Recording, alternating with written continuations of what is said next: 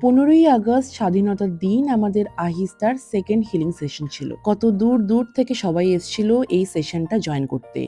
গুয়াহাটি, শিলিগুড়ি, এবারে ৬০ জনকে নিয়ে আমরা এই সেশনটা কমপ্লিট করলাম। ভাবতেও কি ভালো লাগে যে এখনকার দিনে মানুষরা কতটা কনসার্ন নিজেকে নিয়ে। মানুষের কাছে এই মেসেজটা তো ক্লিয়ার যে যদি নিজেকে না ভালো রাখা যায় তাহলে পরিবারের লোককেও ভালো রাখা যাবে না। এই প্রথম ধাপটা যে তারা নিয়েছে তার জন্যই কিন্তু হ্যাটস অফ। সবার দেখাশোনা করতে করতে, ঘরবাড়ি গোছাতে গোছাতে, সংসার ঠিক করতে গিয়ে নিজেও যে একটা মানুষ, নিজের ভেতরটাও যে গোছাতে হবে, এই কথাটা কিন্তু আমাদের মা কাকিমারা একদমই ভাবতো না।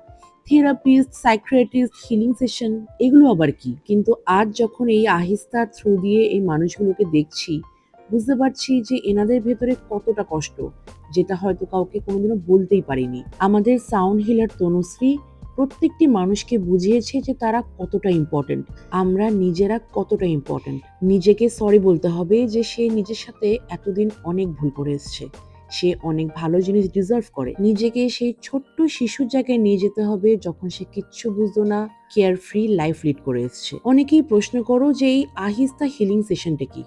এই তো বলে দিলাম, এটাই। নিজেকে যদি খুঁজতে হয়, নিজেকে যদি আবার নতুন করে ভালোবাসতে হয়, তাহলে আমাদের সাথে যুক্ত হতে হবে। 23rd অগস্ট সানডেতে আমাদের আবার নেক্সট সেশন কিন্তু হচ্ছে।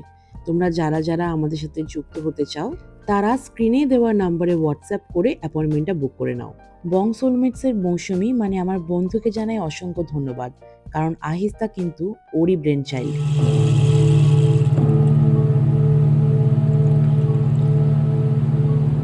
কি শান্তির একটা পরিবেশ, তাই না?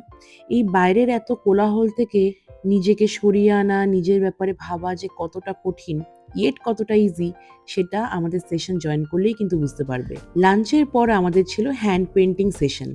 সেখানে খোদ এসছিল সজল পল। অনেকেই তাকে চেনো। এদিকে দেখো, সবাই বাচ্চাদের মতন করে চুপটি করে বসে পড়েছে।